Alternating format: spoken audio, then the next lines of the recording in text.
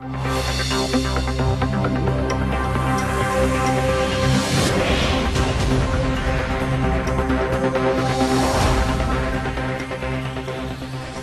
节目由美国加州奥克兰市英记10家赞助播出，地址：奥克兰市第9街387号，订餐电话510-465-1888。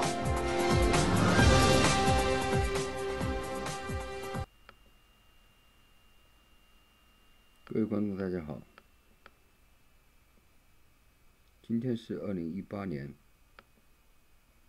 10月7日，现在是我们重播一下昨天很重要的议题。美国的那个卡瓦诺大法官昨天已经任命了，这大家如果有兴趣可以看我们昨天的直播。这直播的结果就是50-48。那么主持人的参议院的这个议会里面的主持人是由美国副总统彭斯亲自主持的。好，这个主持的意义非常重大。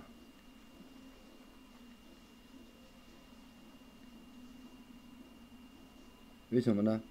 因为它决定了美国今后20年整个国家的走向，或者说是决定了。现在议员们正在投票。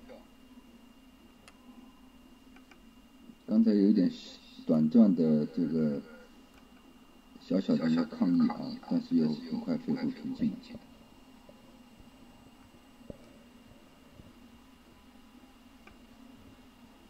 现在我们正在我们现在实况转播，现在是个10、百、千、万、10万，现在有113177个人正在跟我们同步观看。这美国的法官选举一旦选出，它可以影响美国至少20年。这是川普总统为什么在大选之前选下他，他可以提前布局，可以保持美国政治体制的稳定性。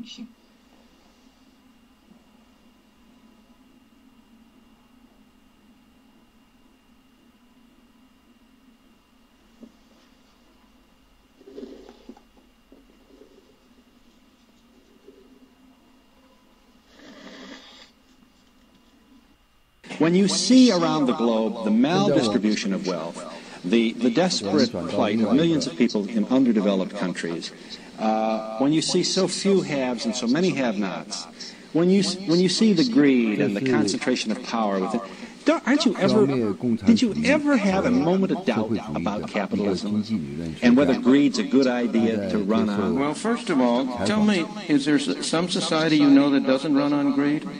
You think Russia doesn't run on greed? You think China doesn't run on greed? What is greed? Of course, none of us are greedy. It's only the other fellow who's greedy. The world runs on individuals pursuing their separate interests. The great achievements of civilization have not come from government bureaus. Einstein didn't construct his theory under order from a bureaucrat. Henry Ford didn't revolutionize the automobile industry that way. In the only cases in which the masses have escaped from the kind of grinding poverty you're talking about, the only cases in recorded history are where they have had capitalism and largely free trade. If you want to know where the masses are worse off, it's exactly in the kinds of societies that depart from that.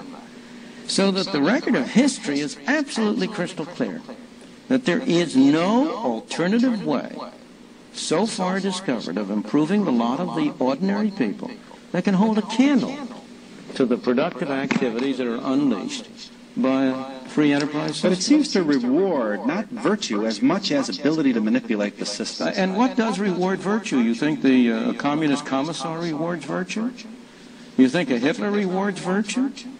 You think, excuse me, if you'll pardon me, do you think American presidents reward virtue? Do they choose their appointees on the basis of the virtue of the people appointed or on the basis of their political clout? Is it really true that political self-interest is nobler somehow than economic self-interest? You know, I think you're taking a lot of things for granted. And just tell me where in the world you find these angels who are going to organize society for us. Well, I don't even trust you to do that.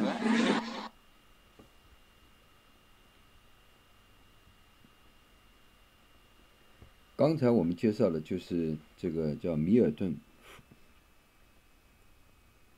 弗里德曼，他是一个经济学家了。在这个经济学家里面，我们知道他取得很多的伟大成就。他呢，出生在一个犹太教的一个家庭里面，母亲呢是从匈牙利，父母亲从匈牙利移民到美国。然后呢，在美国呢，结婚，生了小孩。他是家里面唯一的一个男孩，他有3个姐姐。然后他父亲在读高中的时候就去世了，举家就搬到新泽西州的某个地方。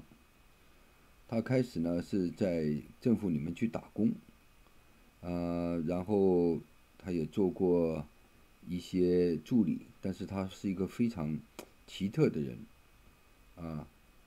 因为他做过一些经济，他曾经写了1940年的时候就写了一本书，这个叫做指责当时的医生呢垄断，使医生的价值呢远远高于这个牙医的价值，所以他就把这2个给区别开来。就是说他的经济理论，他是根据需求理论以及计算。他就说出了这一些事情，当然这本书当时被阻挠了，因为利益集团的干扰吧。后来他在1941年到43年的时候，在美国财政部里面工作。那么他是支持20年代非常盛行的叫凯恩斯主义和赋税的政策，但是后面他改变了，他呢就做了一些这个最主要的革命呢是在研究货币。他对货币呢提出了这个商业周期的角色，使他的学术跟凯恩斯理论有绝对的不同。这位先生呢，他在1976年，因为他形成了一个完整的经济体系，他的理论给美国政府做出了重大贡献。比如说，他的理论让这个里根打败了苏联，同时，他的理论呢又指导了美国度过了2007年到78年的这种经济冲击。他的理论，他主要是在这个站在这个凯恩斯的对立面的，他认为货币是可以来对抗这个凯恩斯，这个他的货币理论是非常有作用的。他主要是强调一定要坚持经济自由和强调货币的作用。那个我们中国的一个经济学家叫毛以升，就得过他的奖。他的理论可以说是因为得益于他，加上中国有这么一帮知识分子学习了他的理论，所以才有我们中国改革开放。那么刚才我们在播出的第一段，他明确地指出了为什么共产主义不可以实现。如果咱们在后面的视频里面如果是真正想了解中美关系的变化，尤其是了解美国川普总统为什么要消灭共产主义和社会主义啊，就一定要了解这个弗里德曼他这一系列的理论，因为很多的资本主义，当代资本主义的经济就起源于米尔顿·弗里德曼。对这个东西呢，很多现在我们华人很多人都没有重视啊，现在的新闻里面都没有提到它。实际上，菲尔顿·弗里德曼才是真正打碎共产主义这个幻想，以及这个推翻社会主义的最后的一根稻草，就是他的理论。因为他的理论完全驳斥了这个马克思主义因为在此之前没有任何人能够说服马克思主义的缺陷只有这个米尔顿·弗里德曼可以说是最后压垮他共产主义的一根稻草了。那么在这个地方呢，有的时候这个头脑比枪炮更厉害。在出现任何动乱之前，有人说：“哎呀，这个军队造反。”其实你军队造反，任何的军队造反的前面，他为什么造反，是由经济来决定的。现在美国对中国的这些战略，大家可以看到，将是从经济上开始。由于有经济的这些战争，最终来说中国肯定要出现一些问题。在郭文贵爆料里面它产生的作用就是因为郭文贵他是懂得经济的其中的一个或者说是相当懂经济的一个人。那么我们现在就把这个视频呢转到加拿大，有一帮小伙子是怎么样来看，或者说他们是怎么简单的用武器来结束共产主义。当然这里面是有点幽默大家能不能接受这种幽默？我们看看他们这个加拿大的一帮青年，他们认为呢他们也不想鼓动大家跟他们一样，但是他们已经说出了一个社会主义和共产主义呢，主要是使得人们没有积极性没有积极性这一点，最终来说是拖垮了拖垮了人们这些劳动创造的积极性吧。这个就是我们刚才在讲的一个最重要的美国最重要的一个经济学家了。好，我们看看加拿大的小伙子是怎么干的。You say that you believe many people in America believe in your definition of freedom from coercion, and I might agree with you, but I also believe that many people in America believe in a different kind of freedom, and that is freedom to well-being, a certain level of standards fair housing at a good price, education, etc.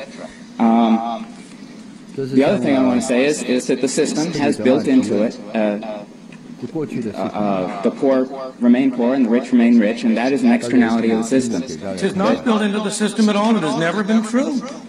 It's simply a false. If you look at the evidence, there is an enormous amount of mobility from one class to the other. In fact, there used to be a saying, 3 generations from shirt sleeves to shirt sleeves, which reflected exactly the opposite effect. So it simply is not built into the system. On the contrary, there's a great deal of mobility within generations and between generations, and we shouldn't argue on the basis of false factual premises. That mobility, well, let me continue because I'm not sure it really has an effect on the question. Because it is not immediately easy to become in the wealthy class. There are certain parts of the system which make that virtually impossible for the real person. Now, I believe that this freedom, too, represents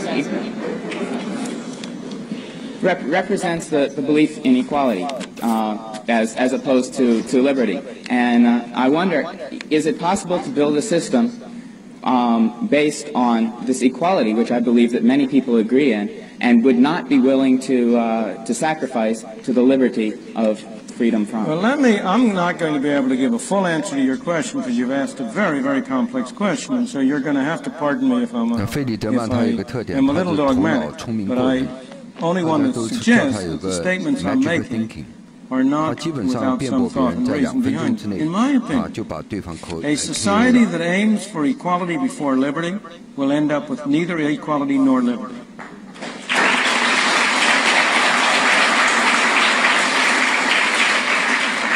And a society that aims first for liberty will not end up with equality, but it will end up with a closer approach to equality than any other kind of system that has ever been developed. Now, that conclusion is based both on evidence from history, across history, and also, I believe, on reasoning which, if you try to follow through the implications of aiming first at equality, will become clear to you. You can only aim at equality by giving some people the right to take things from others. And what ultimately happens when you aim at equality is that A and B decide what C shall do for D. Except that they take a little bit of a commission off on the way.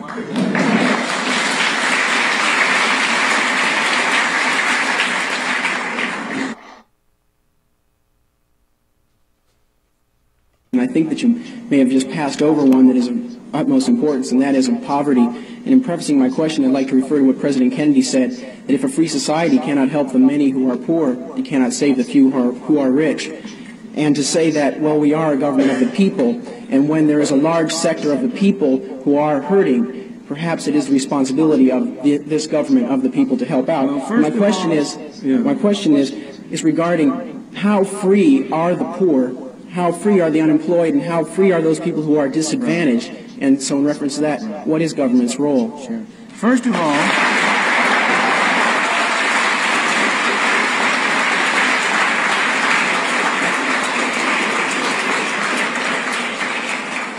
I'm glad to see one vote for the poor. First of all, the government doesn't have any responsibility. People have responsibility. This building doesn't have responsibility. You and I have responsibility. People have responsibility. Second, the question is, how can we as people exercise our responsibility toward our fellow man most effectively? That's the problem. So far as poverty is concerned, there has never in history been a more effective machine for eliminating poverty than the free enterprise system and the free market. The period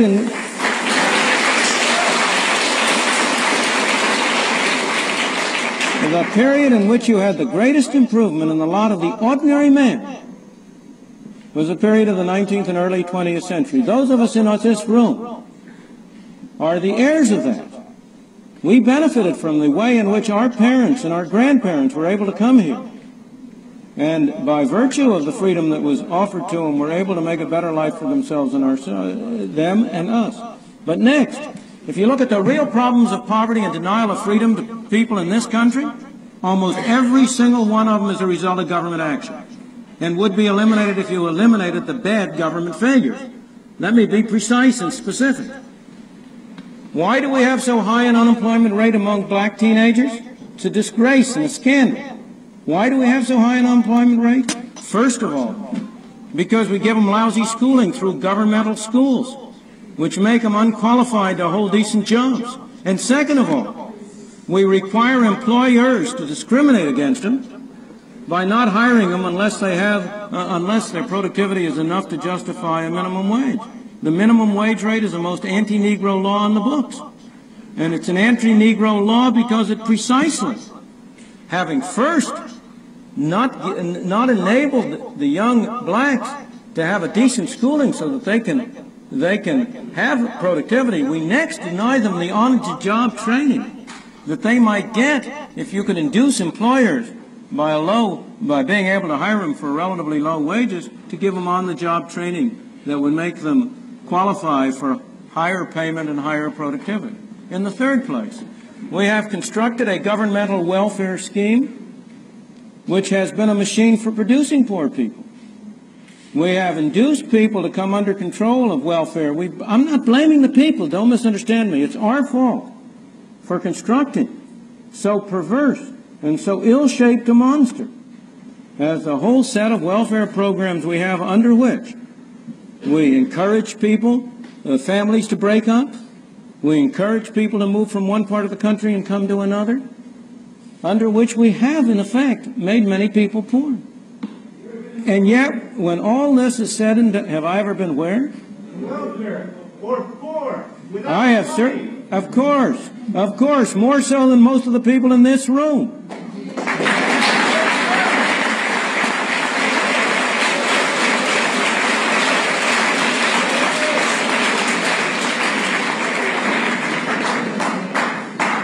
How many of you have worked a 12-hour day and gotten paid 78 cents? But let me go back to but you know that's all irrelevant. Is there one of you who is going to say that you don't want a doctor to treat you for cancer unless he himself has had cancer?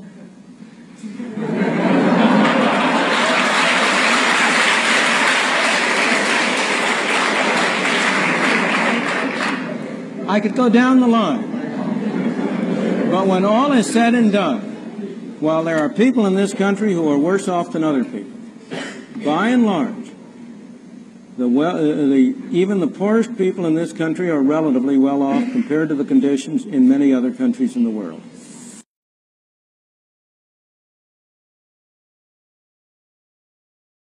You wouldn't argue, at least I hope you wouldn't, that the person in, let's say India is genetically inferior, say, to the person in America. It's rather through the purely arbitrary circumstance of birth that he's in a country with a less developed economy or in a family that doesn't have as large a share of the capital. And that's not something that he's to blame for. Oh, I'm not blaming anybody. Even if the free market system equitably works and everyone progresses an equal amount, that person who started out with a lesser share of the capital is still going to end up with a lesser share of the capital. That's right. And there's nothing in the free market system that's going to enable him to make up for what was a purely arbitrary deficit in the first place. And given that the kind of people who become successful capitalists do not become that way by giving away their wealth voluntarily, isn't it necessary to forcibly redistribute wealth before you can begin to operate under a capitalist system? No, it is not. The only way in which you can redistribute effectively the wealth is by destroying the incentives to have wealth. And the question is, what is the way, what is the system which will offer those people who are so unlucky as to be born without good positions, what is the system which will offer them the greatest opportunity? Well, one possible way of redistributing the wealth without affecting the incentives to earn as much income as possible is simply to have a 100% inheritance tax. But since that won't affect the incentives, it's only after the person's dead anyway. I beg your pardon. I'm afraid, I don't know the family you come from. But as you grow up, you will discover that this is really a family society and not an individual society. We tend to talk about an individualist society, but it really isn't. It's a family society. And the greatest incentives of all, the incentives that have really driven people on, have largely been the incentives of family creation, of family, of establishing their families on a decent system. What is the effect of 100% inheritance tax? The percent of an 100% inheritance tax is to encourage people to dissipate their wealth in high living. What's the harm in that? The harm in that is that where do you get the factories? Where do you get the machines? Where do you get the capital investment? Where do you get the incentive to improve technology if what you're doing is to establish a society in which the incentive is for people who, if they by accident accumulate some wealth, to waste it in frivolous entertainment?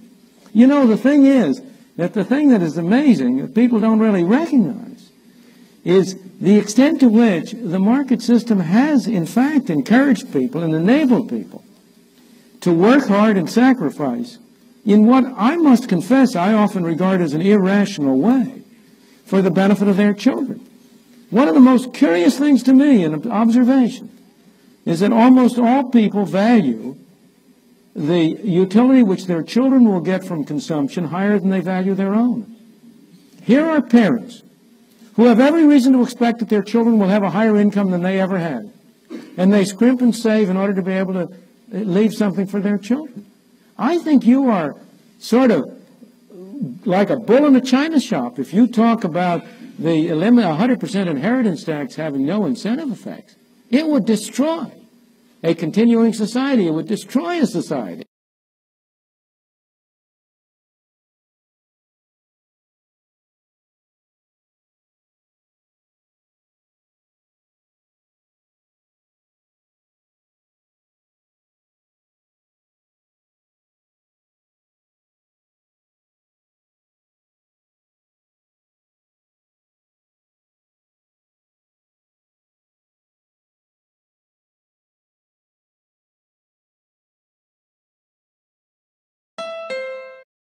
Honda presents Fuel for Thought. When the gas pump stops at $42.97, do you risk trying to round it up to an even 43? Because if it goes to $43.01, that could ruin your whole week. Spend less time at the gas pump with Econ Mode, standard on most Honda vehicles. Now during the Model Clearout event, lease a Civic sedan from only 0.99% for 48 months. Plus get a $750 Civic bonus. Yes, sir. Dr. Friedman, is there an economic system now or historically that has allowed free enterprise alone to determine which direction the economy goes? And secondly, I have a three-part question. Okay, fine. Secondly, in economics you have resources, and how to best use these resources is a value judgment, but it seems to me you can have either free enterprise decide or government decide or some combination. And don't you think combination would be the best alternative? And thirdly, if I can remember it, isn't there some benefit to having the government steal our money, which is what they do effectively? They'll hold a gun to our head and say, pay us 40% of your income or go to jail. They take this money and they give it mostly to government employees. Well, the government employees spend it. The marginal propensity to consume is pretty high. So the people who were robbed have to do something creative to get the money back. And isn't this creative activity the real wealth? Well, I take it that they would have to be still more creative if 98% were being spent by the government.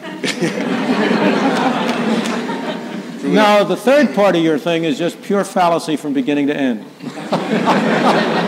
Because if those people who are now government employees were employed in creative activity and productive activity, they would also be spending their money. And we'd have a greater total around. All you're doing, let's suppose for a moment, take the extreme case, that 40% is being used just to have people sit around. The fact that they spend their money doesn't alter the situation. The only product there is what the 60% produce. And that 60% is divided among the 100%. If those 40% are also producing goods, then there are more goods to go around among everybody. You are just involved in a fallacy of looking at dollars, which is important sometimes, instead of looking at the real product, the goods and services that people produce and people consume. Spending isn't good. What's good is producing. What we want to have is more goods and services. And as I say, the obvious indication that that's clear is that if your logic were right, it would apply it for 50%, 60%, 70, 90, 98, 100%. And obviously you would see that that would be a bunch of nonsense at that stage. It is desirable to have some money spent by government for those things, those services that we believe we can get more usefully and more effectively through government. If people are getting their money's worth, fine. That's why it's very desirable to have governmental expenditures take place at as local a level as possible. Because you, as a citizen of a small community, can judge whether you're getting your money's worth. You can decide that you want to spend it. But when it comes to the federal government, you tend to think that you're spending somebody else's money. And you are in a way. But he's spending yours. All right, now let me go back to the first two items. Is there any example of a society in which the fundamental determination of the direction of activity was determined by free enterprise, by free competition? Of course. Most of history. Most of societies today. The government does have 40% of our income that it spends, but it wastes half of it. So that as a matter of effective matter, 80% of our resources are being determined by free enterprise now. And if I go back to the whole period of the 19th century, to the whole period of the great growth of the U.S., to Britain in the 19th century, the period when Britain emerged as a leader of the nation, at the height of Britain's power as a leading nation in the world, at the time of Queen Victoria's Jubilee, in 1899, I think it was, or something, celebrating the 50th anniversary Jubilee of her reign, when Britain Britain ruled the waves and had an empire on which the sun never set. Total government spending in Britain was 10% of the national income. So, of course, there have been many examples over time at which free enterprise has dominated and predominantly been the major source of determination. Today, it's true in Hong Kong and Thailand, in many countries around the world. All right, the second question is, does not the allocation of resources involve value judgments, and isn't it better to have that value judgment shared by government and the people? Who is government? What's government? Is that something other than you and me? Is that something than us operating through a different mechanism? Who can make value judgments? Only people. Resources don't make value judgments. Governments don't make value judgments. People make value judgments. And the question is, what is the most effective way in which we as people can jointly, cooperatively express our values? No, we express some of them individually in the family at home, separately, people, you and I alone. We express some of them by doing things for ourselves. We express some of them through voluntary groups, Boy Scouts, churches, charitable organizations. We express some of them through cooperation on a broader scale on a free market, through the business enterprises that serve as intermediaries between people selling their productive services, producing products and selling the product. We express some of our values through doing things through government. And there's nothing wrong with doing that, provided we keep in control and don't let the government become the master instead of the servant. And the real problem is, in my opinion, that as we move from the local community to the state, from the state to the federal government, it becomes increasingly difficult for us to control the mechanism we have established. And that mechanism tends to control us. That was the great wisdom of the founding fathers of this country, of the people who wrote the Constitution. That Constitution was designed to limit government's powers in order to preserve the freedom of the individuals. And what has happened in the past 50 years is that the fundamental character of the Constitution has really been changed. We have broadened enormously the conception of what is a governmental power and what is not, and have departed from that limited government until we have created a Frankenstein, an unlimited government that threatens to destroy us.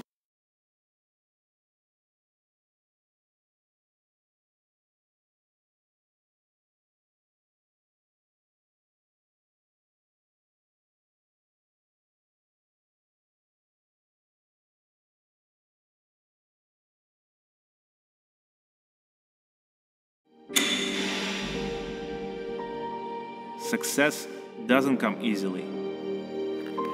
In life, in hockey, and in world of warships.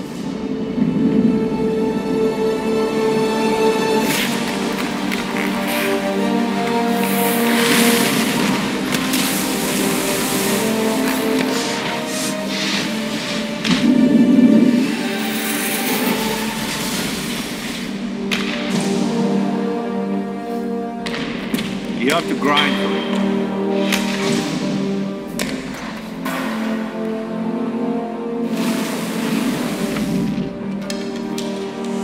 You have to fight for it. You have to earn your greatness.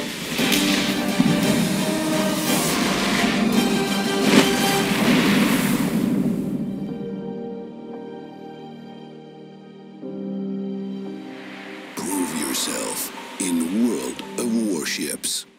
What do you got in your hands there? I've got the Communist Manifesto by Karl Marx and Friedrich Engels. All right, so what are we going to do with the Communist Manifesto today? We are going to use it for target practice. It seems like given that that's the only thing that book should be used for, right? Yeah, I mean, you got Karl Marx sitting around living off of the son of factory owner, sweatshop factory owner, Engels' dad. They're sitting around just like the trust fund kid SJWs of today, talking about, people shouldn't be able to have their independent businesses and have their own property, and everybody needs to set everything up so that everything's free for us. Yeah, absolutely. And isn't it funny though that the same people that blame capitalism for all the problems live off of capitalists for always. They smooch off of capitalists. They sit on their ass. Class. Absolutely. Yeah. John, we got John Snyson here too. Hey boys. So what do you think about the Communist Manifesto, John? I think it's a lost case. That kind of collectivist thoughts destroyed the whole world, so it's time to put an end to its misery. Yeah, it's not that we're preaching violence here. Let's make that clear, because we are in Canada, we live by the non-aggression principle. Absolutely, guys. But this book is a piece of trash, and it propagates collectivism and violence and coercion against individuals. And we're individualists, we're voluntarists. We don't believe in pushing everyone into one big group and forcing our will on them. It's just not moral. So we're going to destroy this propaganda. All right, so guys, let's fill this so-called book full of holes.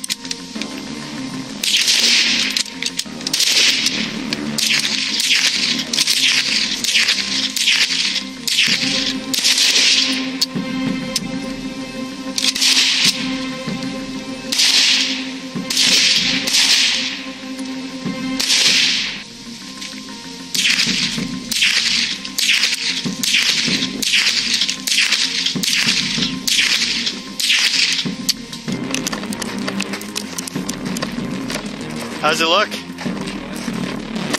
Don't worry, it's a tough opponent. Do we need bigger ammo?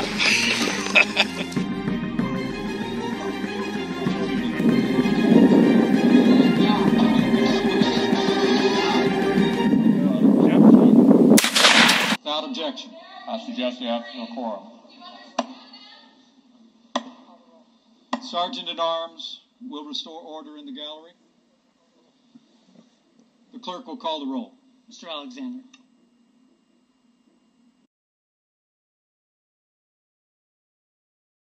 我们始终不扮高深，我们力求直播传真。